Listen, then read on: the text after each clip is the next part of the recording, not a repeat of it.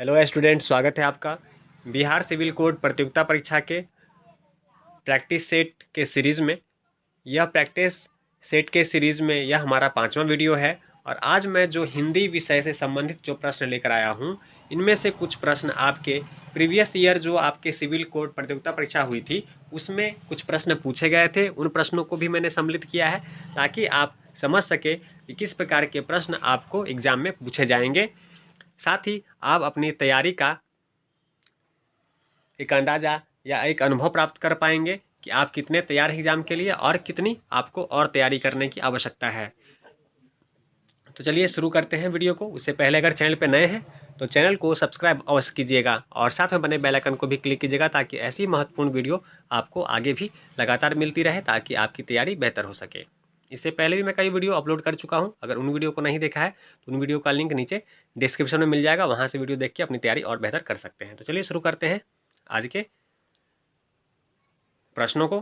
तो सबसे पहला प्रश्न हम ले रहे हैं, आप देख सकते हैं। पहला प्रश्न है, विधि शब्द का विलोम शब्द है। विधि शब्द का विलोम शब्द है। आपको यहाँ 4 ऑप्शन दिए गए हैं। ए निषेध, बी नकारात्मक, सी दंड, डी निधि। तो आपको इसमें विधि शब्द का विलोम शब्द बताना है। तो एक बार आप स्वयं प्रयास करिए और इसका सही उत्तर बताने का प्रयास करें तथा मैं इसके बाद आपको उत्तर बताऊंगा। उस उत्तर से मिलान करके आप अपने उत्तर का मिलान कर सकते हैं।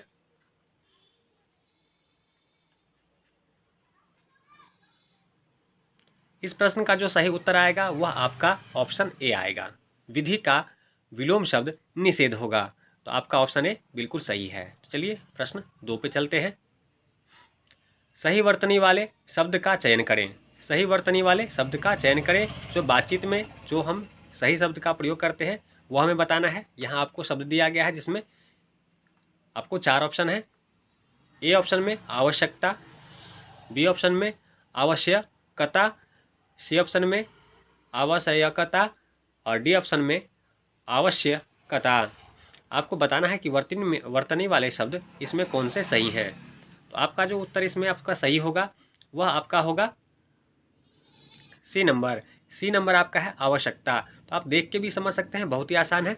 आवश्यकता जो है आपका सी नंबर इस प्रश्न का सही उत्तर है। तो चलिए अगले प्रश्न पे चलते हैं।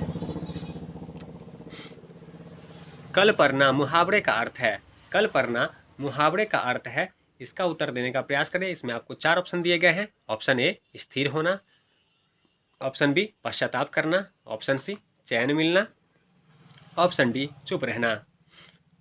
तो कल परना मुहावरे का सही अर्थ है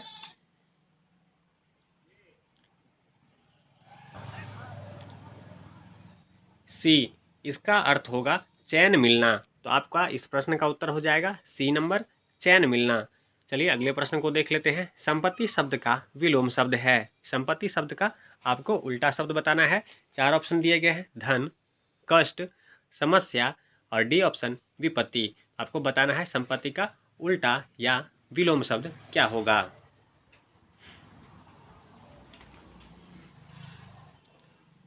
इसका ऑप्शन आपका डी नंबर सही है। संपत्ति का विपत्ति जो कि डी ऑप्शन है वह सही होगा। तो यह आपका उत्तर हुआ। चलिए अगले प्रश्न पे चलते हैं। दूर की सोचने वाला के लिए, दूर की सोचने वाला के लिए एक शब्द प्रयुक्त होता है। आपको 4 ऑप्शन दिए गए हैं। आपको बताना है कि दूर की सोचने वाला के स्थान पे एक शब्द के रूप में किसे प्रयोग करेंगे। ऑप्शन दिए गए हैं आपको, दूरदर्शी, दूसरा भविष्यवक्ता, ऑप्शन सी समदर्शी, डी ज्योतिषी। आपको बताना है किसमें से कौन सा सही उत्तर है। इसमें जो आपका ऑप्शन सही होगा वह ऑप्शन ए सही होगा, दूरदर्शी। दूर की सोचने वाला दूरदर्शी, यह आपका ऑप्शन नंबर ए सही है। तो चलिए अगले प्रश्न पे चलते हैं। गंगा का पर्यायवाची शब्द है। गंगा का पर्यायवाची शब्द है। आपको 4 ऑप्शन दिए गए हैं, कालिंदी, बी सरिता, सी नदी, डी मंदाकिनी। आपको बताना है इसमें से कौन सा सही उत्तर है। तो इसका सही उत्तर आप बताएं। इस प्रश्न का जो सही उत्तर होगा वह होगा आपका ऑप्शन डी। ऑप्शन डी आपका बिल्कुल सही उत्तर है, जिसे हम मंदाकिनी भी कहते हैं। तो गंगा का पर्यायवाची शब्द मंदाकिनी भी होता है। तो आपका डी ऑप्शन बिल्कुल सही है। अगला प्रश्न है, सखा का पर्यायवाची शब्द है। सखा का पर्यायवाची शब्द है ऑप्शन ए हमसफर, बी राहगीर, सी अखंड या डी मित्र। तो सही पर्यायवाची शब्द बताएं सखा के।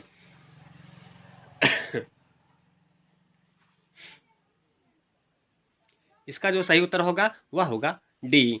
सखा का जो पर्यायवाची शब्द होता है वह मित्र होता है। बहुत ही सरल था, उम्मीद है आपने बिल्कुल सही जवाब दिया होगा। चलिए अगले प्रश्न को देखते हैं।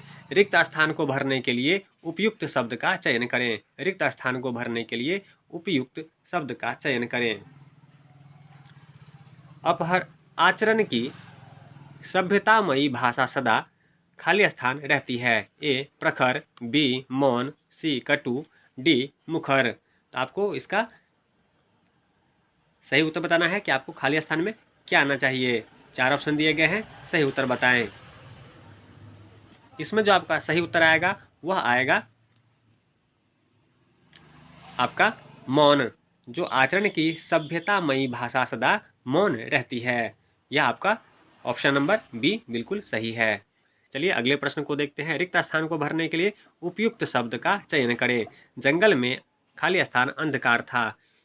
तो ऑप्शन आपको दे रखा है, ए विशाल, बी अधिक, सी महान, डी घना। तो आप जंगल में खाली स्थान अंधकार था, तो क्या इस खाली स्थान में भरेंगे? सही ऑप्शन चुनें और बताएं।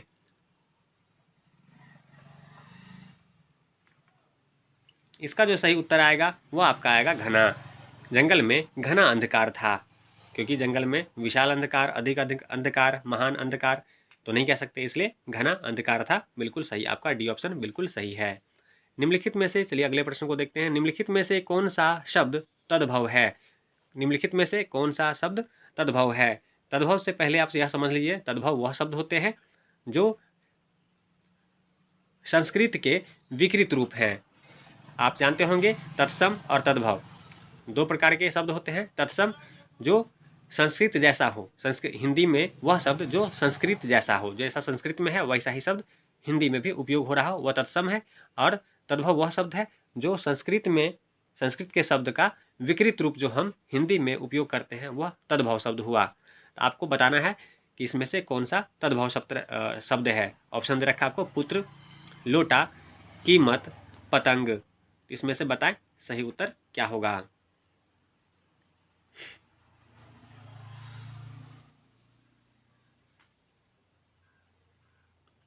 इसका जो सही उत्तर होगा वह होगा पलंग।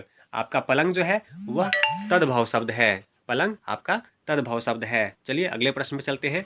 नीलकमल में कौन सा समास है? नीलकमल में कौन सा समास है? ऑप्शन ए तत्पुरुष, बी कर्मधारय, सी द्वंद्व, डी बहुव्रीहि। इसमें सही उत्तर बताएं।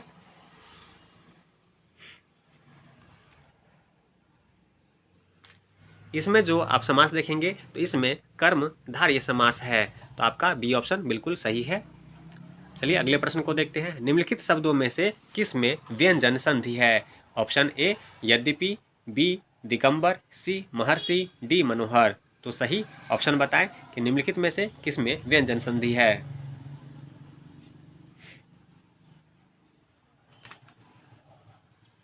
इसमें जो आपका सही उत्तर होगा वह होगा दिगंबर। दिगंबर में व्यंजन संधि है। चलिए अगले प्रश्न को देखते हैं। पेड़ से पत्ता गिरा, इस वाक्य में से इस वाक्य में से किस कारक की विभक्ति है? किस कारक की विभक्ति है? इसमें सही ऑप्शन आपको बताना है। ऑप्शन है आपके सामने, ए करण, बी अपादान, सी अधिकरण, डी कर्म। इसमें जो आपका सही उत्तर होगा वह होगा आपका बी ऑप्शन अपादान। तो अपादान आपका जो कि बी ऑप्शन है बिल्कुल सही उत्तर है। इसी प्रकार के प्रश्न हम आपसे लेते रहेंगे जो हिंदी व्याकरण के प्रत्येक स्तर से निकल कर आएगा और आपको एग्जाम के लिए तैयार करेगा। तो आप हमारे वीडियो को चैनल को सब्सक्राइब कर लें और वीडियो को लाइक करें, ताकि आपको अधिक से अधिक मैं इसी प्रकार के वीडियो आप तक पहुंचाता रहूं। और साथ में बने बेल आइकन को भी क्लिक कीजिएगा, ताकि मेरे आने वाली वीडियो का नोटिफिकेशन आपको लगातार मिलता रहे। चलिए मिलते हैं ऐसी वीडियो के साथ अगले वीडियो में। वीडियो देखने